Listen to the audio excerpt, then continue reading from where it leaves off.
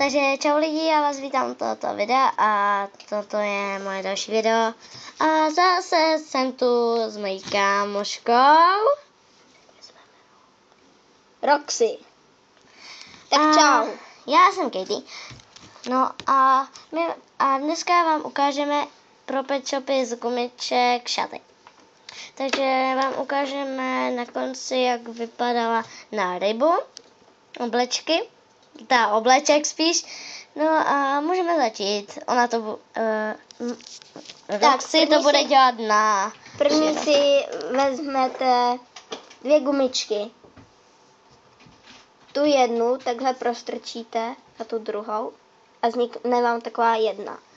A nasadíte to na pet shopa takhle. Pak znova to uděláte a děláte to furt dokola do té doby, než bude mít celé to tělíčko zaplněné. No a než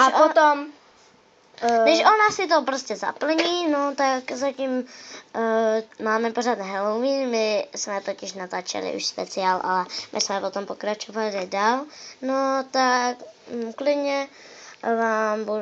klidně budu číst ještě otázky a klidně to budu říkat. Takže ať rozhodne Roxy, jestli to mám říkat vůbec ty otázky. Tak můžeš mezi tím, ať je zabavíš. OK, no takže první otázka, to jsme říkali, my jsme říkali 5 otázek. No takže...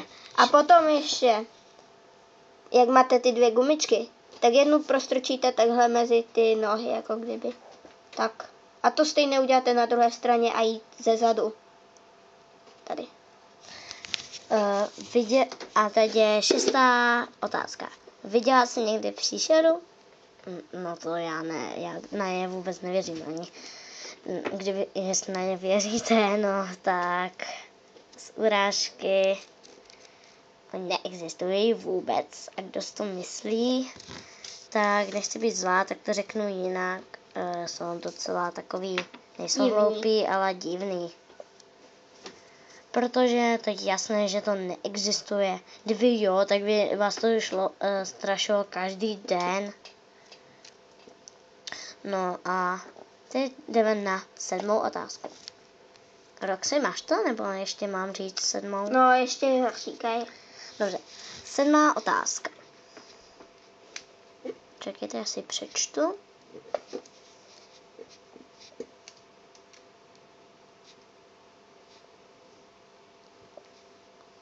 Natočila jsi někdy horor, nebo jsi ho viděla?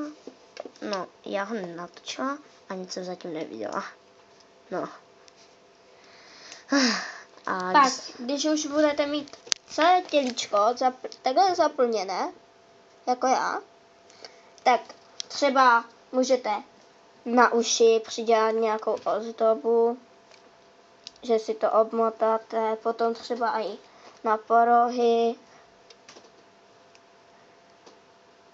No, tak si to zatím zamotaj a nebo taky můžete na ocas. Tak já mi to doplním.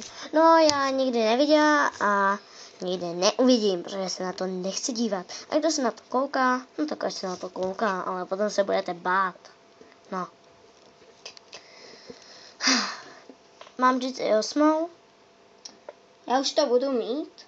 Dobře, tak já mi něco zatím řeknu. No a jestli něco uslyšíte, tak to je můj brácha, který... A potom máte hotovo. Pěkné. Takže